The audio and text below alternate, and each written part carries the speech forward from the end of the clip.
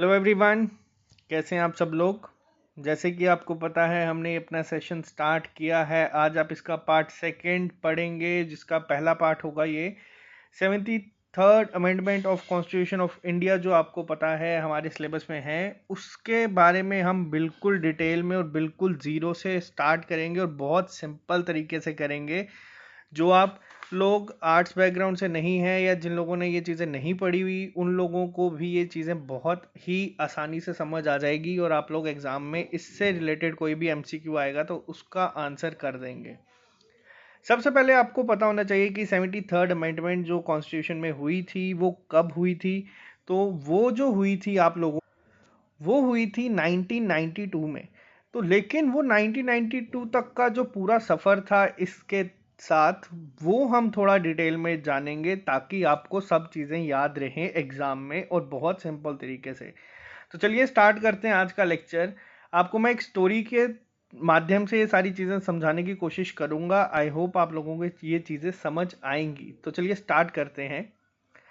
अब आप लोग यहाँ पे देख रहे हैं, ये दो लोग आपको अपनी स्क्रीन में दिख रहे हैं। ये एक लड़का है और एक लड़की है जो एक दूसरे को बहुत अच्छे तरीके से जानते हैं। आने वाले टाइम में इन लोगों की शादी हो जाती है और आपको पता है कि जब शादी हो जाती है तो लड़की को अपना घर छोड़ के लड़के के घर पे जाना पड़ता है।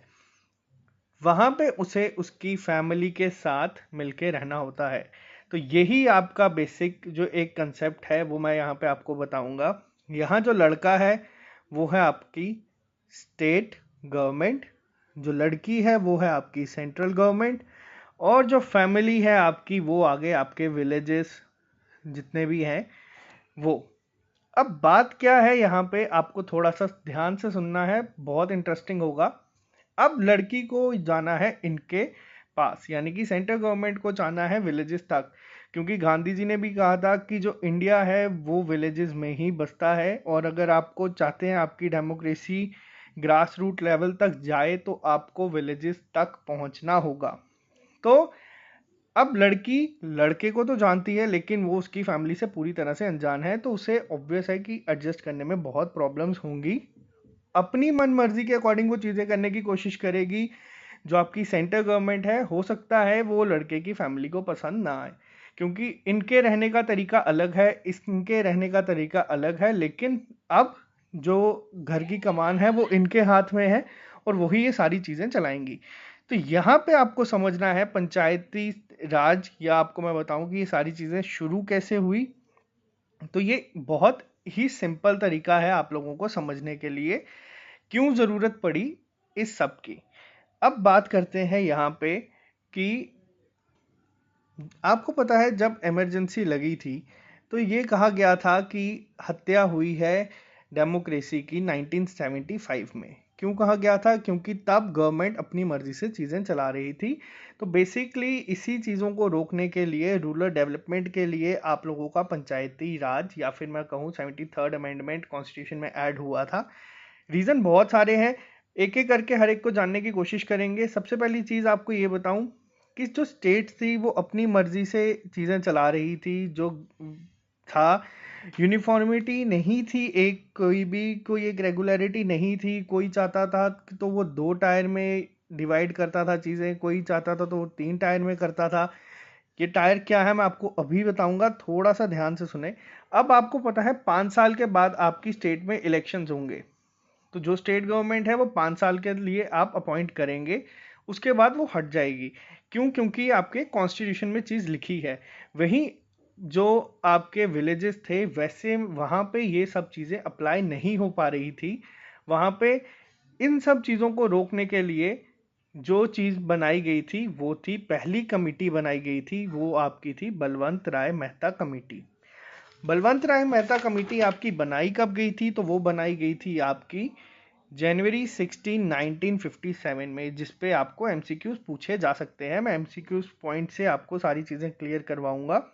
क्यों बनाई गई थी? क्योंकि सेंट्रलाइजेशन बहुत ज़्यादा थी। जैसे मैंने आपको बताया, जो लड़की थी वो सिर्फ अपनी चलाने की कोशिश कर रही थी, वो नहीं सुनना चाहती थी कि लड़के की फैमिली को, जो विलेजेस हैं उनको क्या चाहिए क्या नहीं। तो इसके लिए जो पहला कंसेप्ट यहाँ पे आप देख रहे हैं, डेमोक्रेटिक डिसेंट्रलाइजेशन, जो सारी चीज़ें सेंटर के पास थी उससे डिसेंट्रलाइजेशन करने की मांग या रिकमेंडेशन किसने दी थी? बलवंत राय मेहता कमेटी ने, जिसका नाम पंचायती राज बन गया था। तो ये कमेटी बनाई गई थी गवर्नमेंट के द्वारा, आपको वापस बता दूं, 16 जनवरी 1957 में, जिसने अपना सारा जो भी रिकमेंडेशन थी वो दी थी गवर्नमेंट को, और उसके बाद इस पे काम किया गया था। और अगर आपको पूछे कि एग्जाम में डेमोक्रेटिक डिसेंट्रलाइजेशन किस कमेटी ने कहा था, तो वो कहा था बलवंत राय मेहता कमेटी में। आपसे एमसीक्यूज इसी फॉर्म में आएंगे। अब बात करते हैं कि इन्होंने रिकमेंडेशंस क्या क्या दी थी। तो रिकमेंडेशंस की अगर मैं बात करूं आपसे, तो सबसे पहली रिकमेंडेशन इन्होंने दी थी कि 3 टायर पंचायती राज सिस्टम होना चाहिए। अब ये 3 तरीकों में डिवाइड करने के लिए इन्हें कहा गया था। वो 3 क्या थे आपको बता दूं, बिल्कुल विलेज लेवल पे जो था वो था आपका ग्राम पंचायत, जो ब्लॉक लेवल पे था वो था आपका पंचायत समिति, और जो आपका डिस्ट्रिक्ट लेवल पे था वो था आपका जिला परिषद। 3 भागों में इसे बेसिकली डिवाइड किया गया था।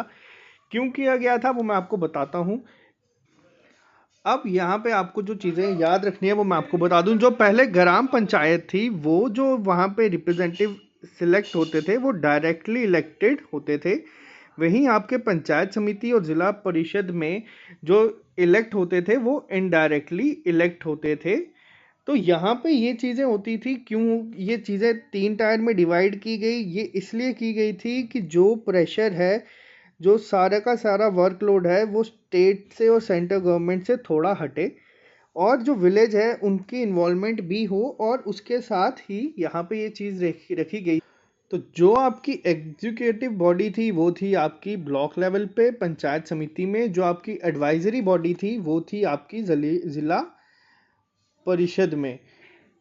तो ये आपको पता होना चाहिए। इसी के साथ इन्होंने रिकमेंड किया था जो डिस्ट्रिक्ट कलेक्टर होंगे वो होंगे चेयरमैन जिला परिषद के, जो आपके डीसी होते हैं।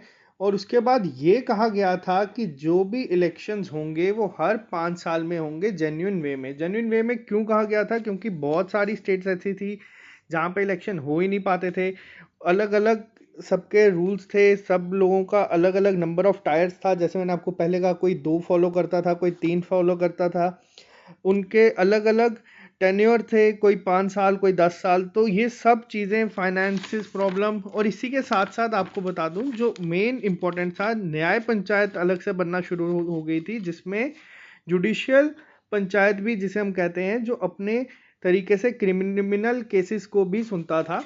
तो ये सारी चीज़ों को रोकने के लिए ही एक कमिटी बनाई गई जिसने कहा ये सब चीज़ें रिकमेंड। अब ये सारी चीज़ें रिकमेंड जो की गई थी, ये नेशनल डेवलपमेंट काउंसिल ने एक्सेप्ट कर ली थी 1958 में।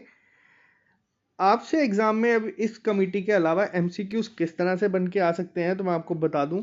सबसे पहले आपसे चीज़ पूछी जा सकती है कि पहली स्टेट कौन सी थी जिसने पंचायती राज एस्टेब्लिश किया था? तो वो थी आपकी राजस्थान, पहली स्टेट जिसने ये एस्टेब्लिश किया था। और ये कितने टायर का था? ये था आपका 3 टायर का पंचायती राज। लेकिन वहीं अगर मैं बोलूं तो जैसे अभी आपको मैंने एग्जांपल दी, तमिलनाडु ने 2 का लॉन्च वो बनाया था। तो ये स्कीम इनॉग्रेट हुई थी 2 अक्टूबर 1959 में प्राइम मिनिस्टर जी के द्वारा। कौन सी डिस्ट्रिक्ट में की थी? राजस्थान के नागौर डिस्ट्रिक्ट। ये भी आपसे एग्जाम में पूछा जा सकता है, ये बहुत इंपॉर्टेंट है। तो ये तो थी सिर्फ बलवंत राय मेहता कमेटी। नेक्स्ट कमेटी जो हम लोग पढ़ेंगे वो होगी आपकी अशोक मेहता कमेटी, जिसमें आपको मैं थोड़ा सा और डिटेल और सिंपल तरीके से समझाने की कोशिश करूंगा कि क्या क्या चेंजेस लाने की कोशिश की गई थी। तो ये जो आप देख रहे हैं, ये आप लोगों को बता दूं, याद रखने के लिए आपको काफ़ी इजी रहेगा। एग्जाम पॉइंट ऑफ व्यू से आपको क्वेश्चंस अपने आप स्ट्राइक कर लेंगे अगर आप इसको एक स्टोरी की तरह से सुन के जाएंगे, वरना आपको थोड़ी सी मुश्किल एग्जाम में हो सकती है। तो जो लोग नए हैं उन लोगों को आप लोग हमें हमारे यूट्यूब के साथ साथ फेसबुक पे, इंस्टाग्राम पे और टेलीग्राम पे ज्वाइन कर सकते हैं, जहाँ पे आपके क्विज कंडक्ट होते हैं डेली बेसिस पे। मैं जो वीडियो डालता हूँ, अब से हमने उसके 5 से 7 एमसीक्यूज करना स्टार्ट किए हैं, और संडे को हम लोगों का एक मिलके एमसीक्यू होता है, जो भी हमने पढ़ा होता है उसका टॉपिक मैं आपको बता देता हूँ, तो उस पर हम लोग काम करते हैं। आज की वीडियो में सिर्फ इतना ही, मिलते हैं आप लोगों से कल।